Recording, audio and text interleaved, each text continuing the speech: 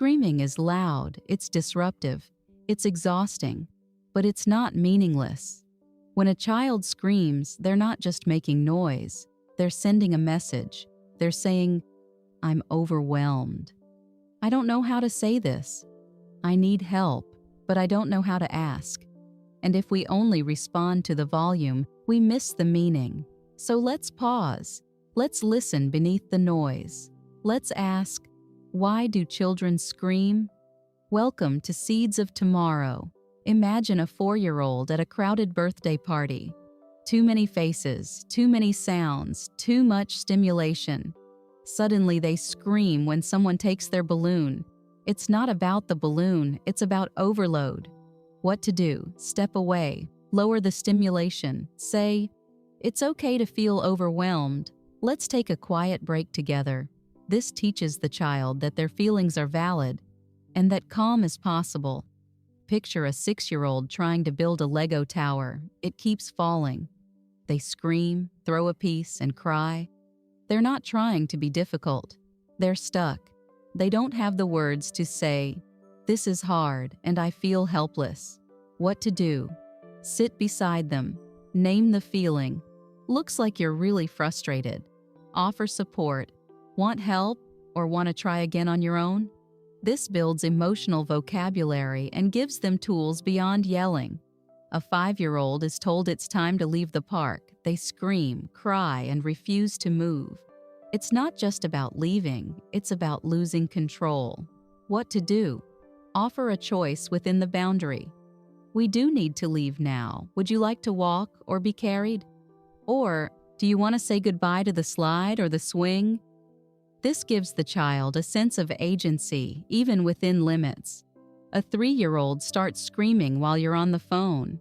They've been playing quietly, but now they want you, loudly.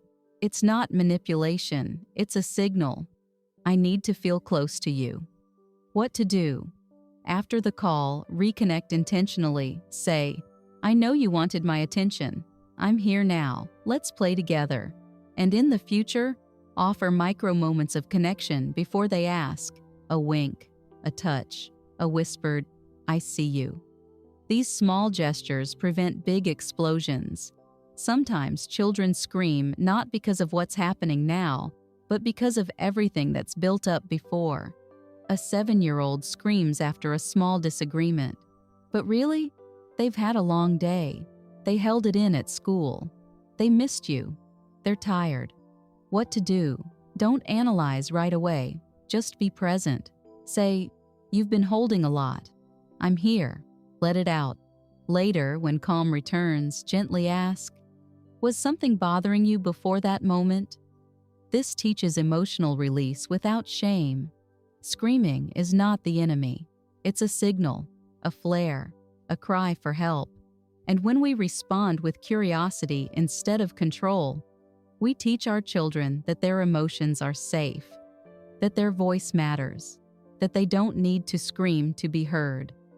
In the next part of this series, we'll explore how to decode the message behind the scream, how to listen beneath the volume and respond to what your child is really trying to say. The noise is only the beginning. Screaming is never just about volume, it's about meaning, it's about emotion. It's about a message that hasn't found the right words yet. When a child screams, they're not trying to ruin your day. They're trying to be heard, to be understood, to be helped. But here's the challenge. Screaming doesn't speak in sentences, it speaks in signals. And if we only hear the sound, we miss the story. So let's learn to listen beneath the noise. 1. Screaming says, "I don't feel safe." Not always physically unsafe, sometimes emotionally. A child might scream when they feel cornered, judged, or misunderstood. Example, you tell your child they can't have more screen time. They scream, "You never let me do anything." What it means, they feel powerless. They feel unheard. What to do? Instead of arguing, say, "I hear that you're upset. You really wanted more time." Then hold the boundary with empathy. "We're done for today, but I'm here if you want to talk." This shows them that even when limits are firm, love is soft. 2.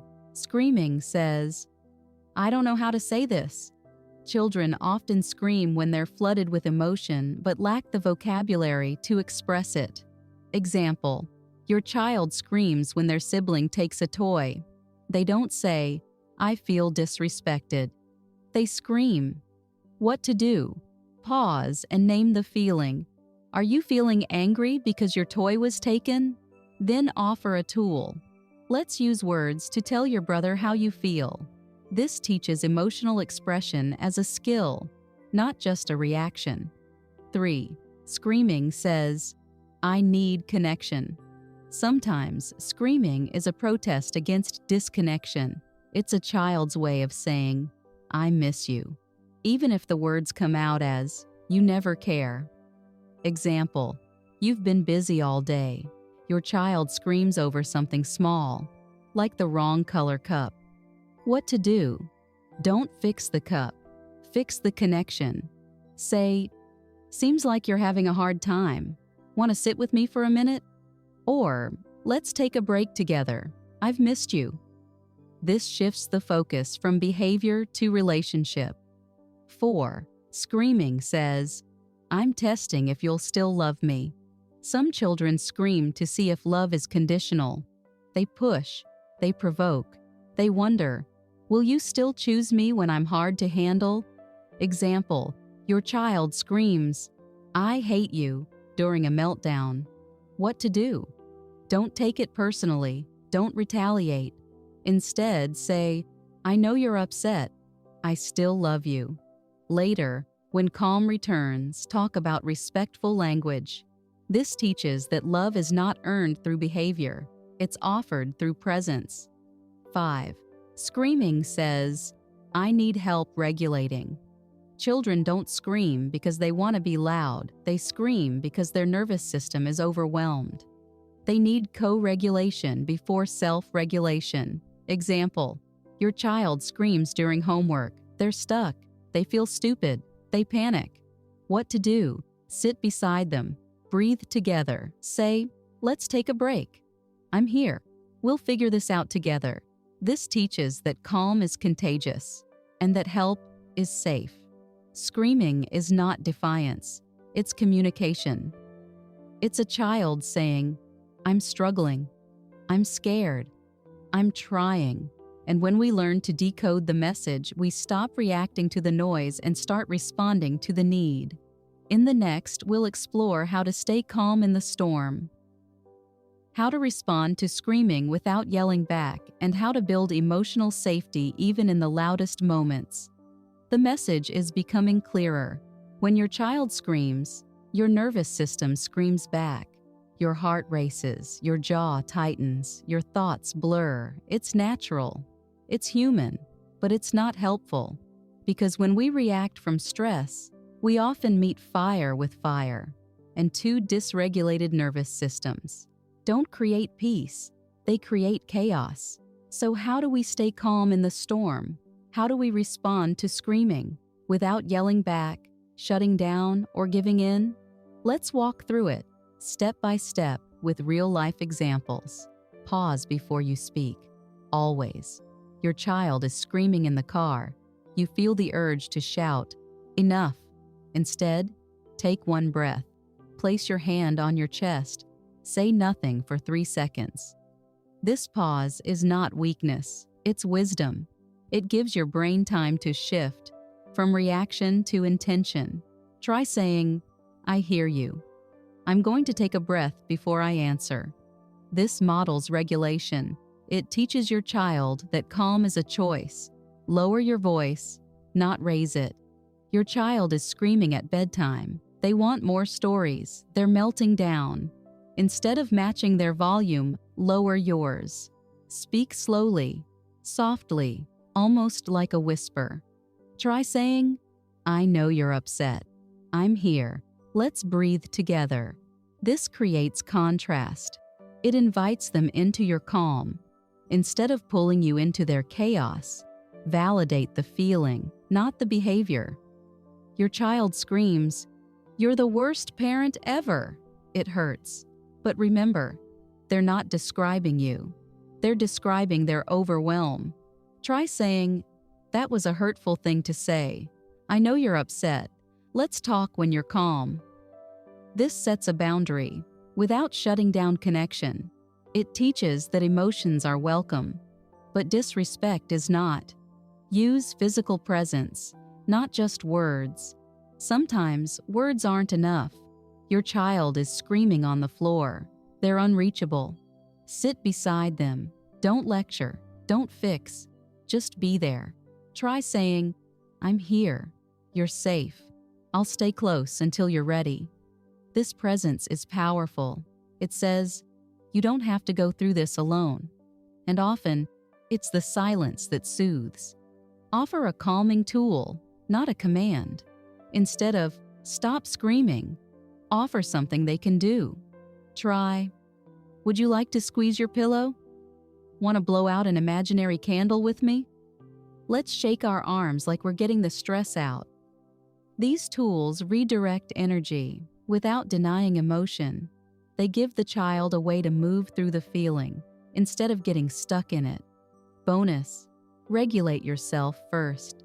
Always. You can't co-regulate if you're dysregulated. So before you help your child, help yourself. Step into another room, splash water on your face. Repeat a mantra. I am calm. I am safe. I am the adult. This isn't selfish, it's strategic, because your nervous system sets the tone for theirs. Your child doesn't need a perfect parent. They need a regulated one who can stay grounded, even when the ground shakes. And every time you respond with calm, you're not just managing behavior. You're modeling resilience. You're building trust. You're teaching your child that big feelings can be met with big safety. The storm is softening. Children don't scream because they want to be loud. They scream because they don't know what else to do. They feel something big: anger, fear, sadness, frustration, and they don't yet have the tools to carry it. So they drop it. They throw it. They scream it. But here's the good news. Emotional expression is a skill, and like any skill, it can be taught. Gently, consistently, lovingly. Children often scream because they don't know how to name what they feel. Example, your child screams when you say no to candy. They're not just angry. They might be disappointed, tired, or feeling left out. What to do? Use a simple emotion chart with faces and words. Point and ask, "Can you show me what you're feeling?" Or, "Is it more like sad or mad?" Over time, this builds emotional vocabulary. And when children can name it, they're less likely to scream it. Instead of sending your child away when they scream, invite them into a space that feels safe. Example, your child screams after losing a game. They're flooded with emotion. What to do? Create a cozy corner with pillows, books, sensory toys. Say, "This is your calm space. You can go there when feelings get big." Let them choose when to use it. Let it be theirs. This teaches self-regulation without punishment. Children need scripts, simple, repeatable phrases that help them express emotion clearly. Example, your child screams when their sibling takes a toy. What to do? Teach them to say, "I feel angry when you take my toy without asking." Practice it outside of conflict. Role play it during playtime. Celebrate when they use it. This gives them power, without volume. Sometimes feelings are too big for words. They live in the body, and the body needs to move. Example, your child screams after a long day at school. What to do? Offer movement. Want to jump like a frog for 30 seconds? Let's shake our arms and get the stress out. Can we roar like a lion together? This turns chaos into play. It teaches that emotion can be released without hurting anyone. Children scream more when they feel disconnected, so build daily rituals that refill their emotional tank. Example, Your child screams every morning before school. What to do? Create a 5-minute connection ritual.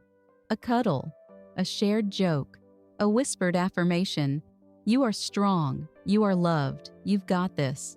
These small moments build emotional security, and emotional security reduces emotional explosions. Children don't need to be silenced. They need to be equipped with words, with spaces, with rituals, with tools. And every time you offer a better way to express emotion, you're not just reducing screaming. You're building emotional intelligence. You're teaching your child that feelings are safe and that they have the power to handle them. In the final part of this series, we'll explore how to create a home where screaming isn't needed. A space where emotions are welcome, boundaries are clear, and connection is strong. Let's keep walking. The tools are working. Children don't scream because they enjoy it. They scream because it works. It gets attention. It releases tension. It fills a gap that hasn't been filled another way. So if we want to reduce screaming, we don't just silence the behavior. We redesign the environment. We build a home where emotions are welcome, boundaries are clear, and connection is strong. Let's explore 5 simple shifts that turn chaos into calm. 1. Children scream more when life feels unpredictable.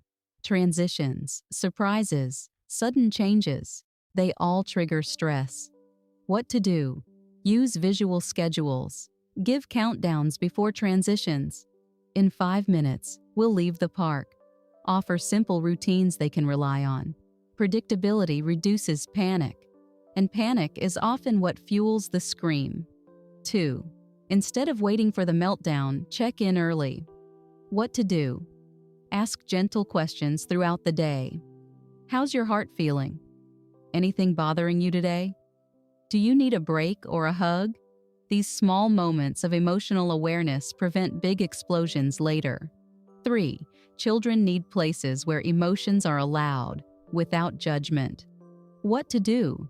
Create a feeling zone at home. A corner with drawing tools, soft pillows, emotion cards. Tell your child, when feelings get big, this is your space to feel them. This teaches that emotions are not dangerous. They're just energy that needs a place to land. 4. Screaming will happen, even in the safest homes. What matters most is what comes after. What to do? After calm returns, invite repair. Want to talk about what happened?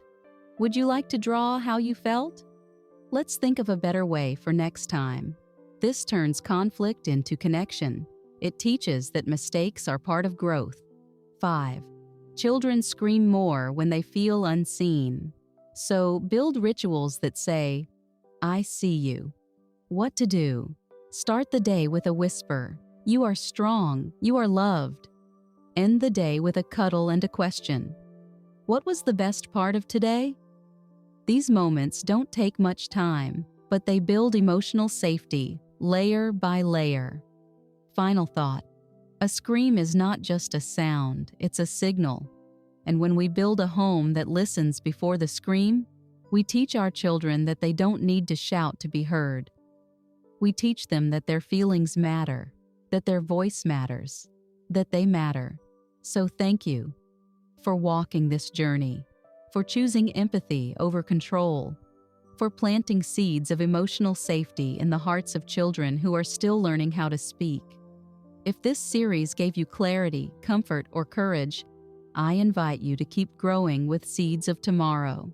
Together, we'll raise children who don't just behave, but belong, who don't just listen, but feel heard. Until next time, take care of your heart, take care of theirs, and remember, every scream is a story waiting to be understood.